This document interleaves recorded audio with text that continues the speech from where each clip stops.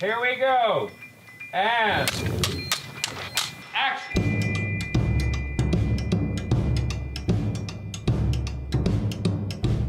Asteroid City, we wanted a slightly exaggerated desert to set a play. I had a thought that we might find a place that was very, very flat and open and build our rocks and build our town.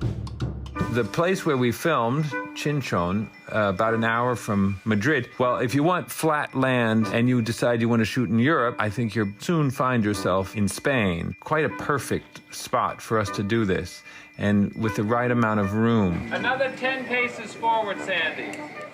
You see that wonderful crackly patch right out there between the dead cactuses and the dried up riverbed? I think so. That's your parcel. We laid it out and we made miniature rocks and we figured it out for the location. We had originally looked at locations. Ultimately, the more time we spent looking at images of different places, the more I started to feel like I wanted a bit of each rather than building it in a real landscape, to instead create a bit of the landscape as part of the play. Lunchtime, line up single file. Lunchtime, line up single file. Lunchtime, line up single file.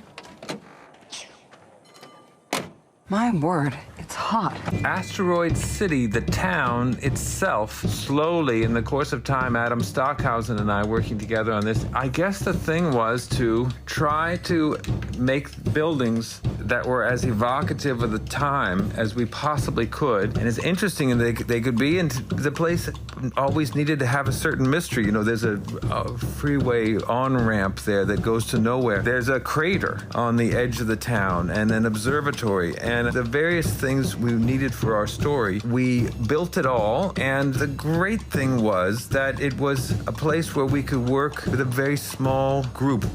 Which way did he go?